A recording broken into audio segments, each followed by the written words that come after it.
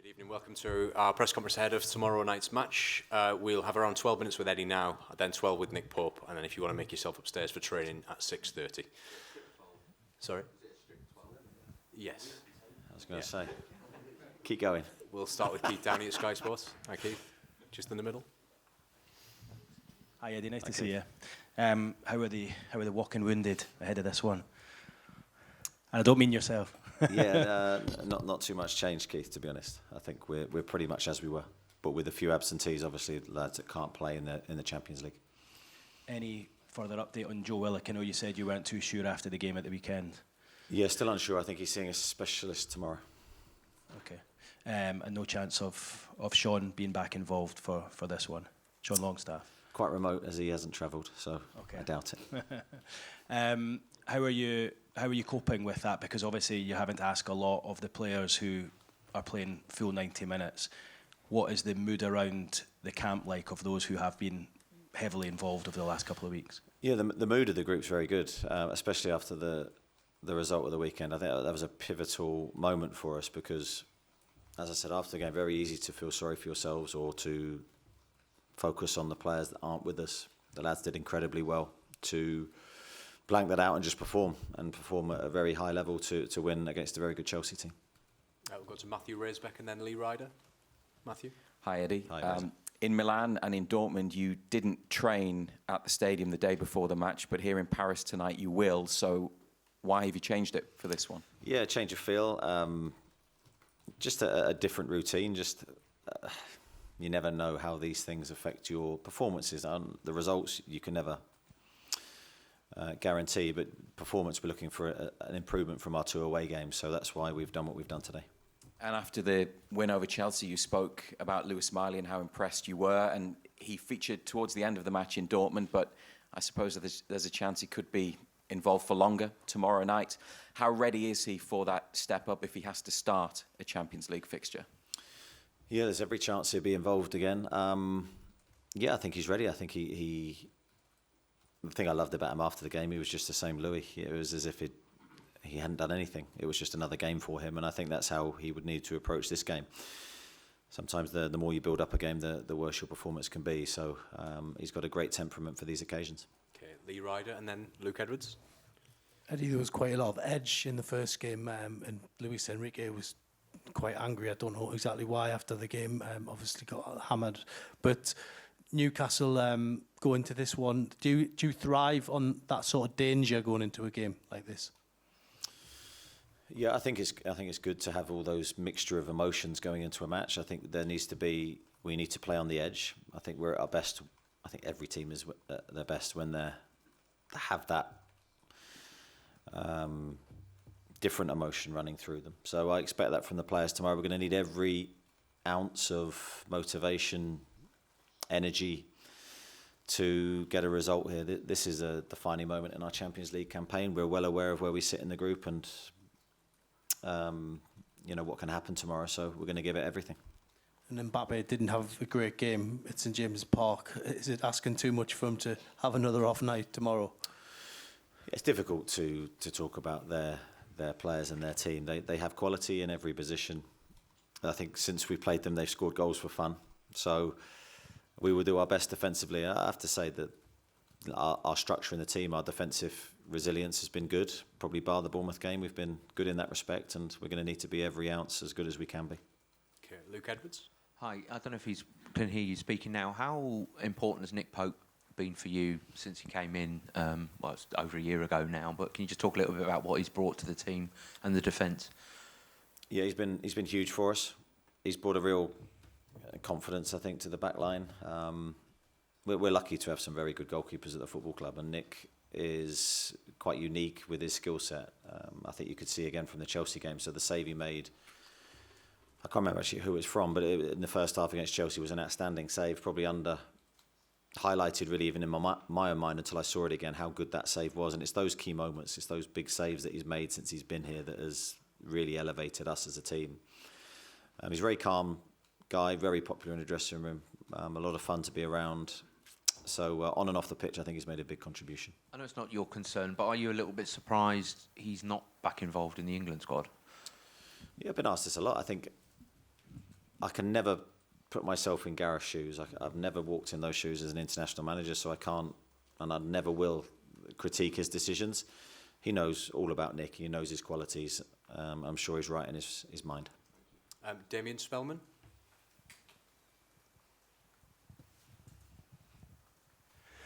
Hi, Eddie. Luis Enrique this morning spoke about how impressed he was with the intensity with which he played against Chelsea. Do you have to reproduce that tomorrow night, or do you have to play in a different way here? I think we need different tools for different games. I think that's been... We sort of had one successful formula. We've had different ways, but one main force or one way of playing that has been a big force for us. But we have tweaked, and from different games, we've had different game plans. Certainly this is a one-off game for us. So quite how we're going to prepare and what we're going to do, you'll have to wait and see.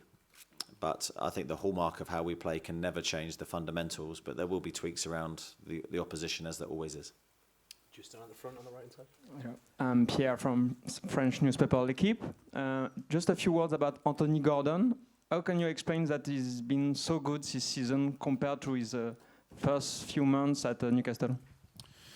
Yeah, he has, and he's been in great form for us. When we signed him, we knew we were signing a player of huge potential, real ability, pace, technical ability, and I think the big thing for him recently has been he's been adding goals and assists. So I think when you look at his last game, it's a brilliant goal he scored when he moved to the striker role, and his cross for Jamal Lascelles' goal was, I said it after the game, was probably the key moment, and it was a moment of quality that helped secure us the 3 points. So from my perspective, his work rate off the ball has been at a really high level all through his time here. But we really encourage him to keep adding those valuable goal contributions to us. Okay, John Murray in the middle here, and then Craig Hope. Hi, Eddie.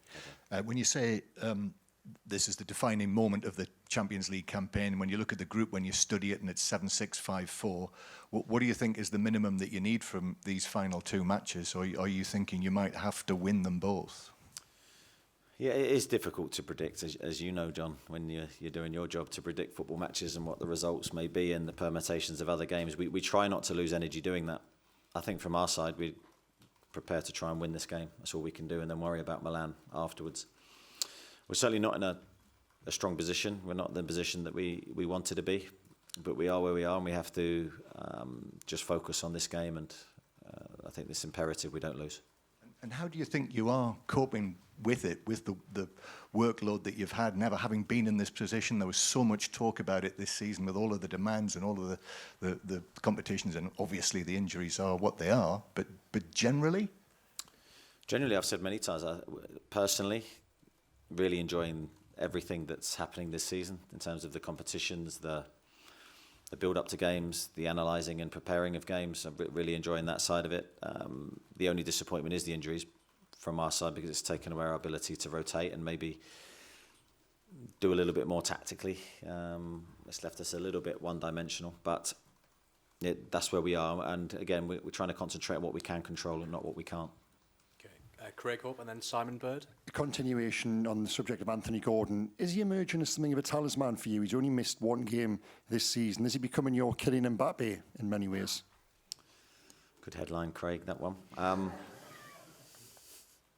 Yeah, well, he's a unique player himself. Yes, I mean, he's played games. He's been robust for us, and that's something we're putting more and more importance on with our players, because players that can continue to play every 2-3 days that's a skill in itself, I think.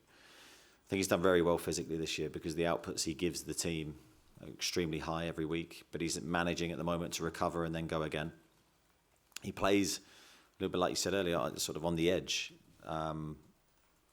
He's a fierce competitor, and yeah, I'm delighted with his progress this season. He's really come on, and he's become a massive player for us. And he was up against on Saturday a couple of Chelsea players, similar age, similar profile, who are in the England setup. Anthony isn't. Does that surprise you?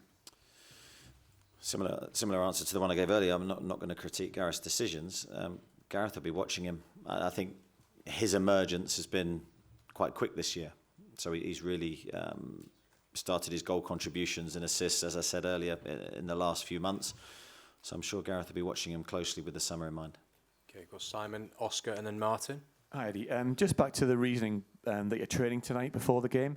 Is that a psychological thing as well, just to get a feel of the stadium? Is that kind of element as well? Well, to this? yeah, I think some players might look at that and want that or need that or feel they want that. For us also, it gave us a little bit more recovery time at home, so we gave the players a little bit longer with their families this morning and then travelled a bit later. So I think that may be important as well with the schedule we have, just to try and pinch hours at home with their families before we leave. The other issue that's been building in the last couple of days, you always get great support from the away fans on your travels. Two of the owners tweeted on Saturday night that they wanted the crowd at St James's Park to be louder and that they wanted the crowd to match the intensity of the team, which has created quite a debate amongst the fan base. Do you agree with him? I think the supporters for me have been incredible, home and away. I thought the Chelsea game, when we scored the goals, was as good as it's been. So I think the owners are always thinking of the team and they're always thinking of the club. And I think since they've come through the door, they've also been equally as magnificent as the supporters. So together, I think we're a strong team. Oscar? Eddie, in hindsight, and when you've been looking for the reasons for potentially under-par performances in Milan and Dortmund, do you think it is linked at all to not coming over and training in the stadiums at all? Personally, no. But there's no harm in ever trying anything different. I'm always open to anything that I think can inspire the players. So just trying a different route in this game. Martin? Hi, Eddie. You've said before the fear of failure drives you on. Is the fear of exiting Europe after 5 games, which could happen if you were to lose here, Milan were to win, is that a big motivating factor for you in this? Yes, fear of failure is a motivating factor for me in my career. The thought of losing doesn't sit comfortably with me. Any game, pre-season friendly, competition, Champions League, everything for me is geared to try and avoid that feeling of losing and the elation of winning. So, of course, that applies to this game. I don't think it's a bigger motivation for me because I feel I'm motivated for every game in the same way. And as the Newcastle manager, what does it feel like for you arriving at this stadium ahead of such a big game, and what is the hunger like for yourself and the squad? I don't think as I said, the motivation, hunger could be any bigger for us at the moment. But I include every game in that. The feeling before the Chelsea game was the same. We were desperate to beat Bournemouth the game before that, and there's a real motivation in the squad to make memories and create an incredible season for ourselves this year. And we can still do that in this competition, and it's driving us forward every day. Simon O'Rourke, last one.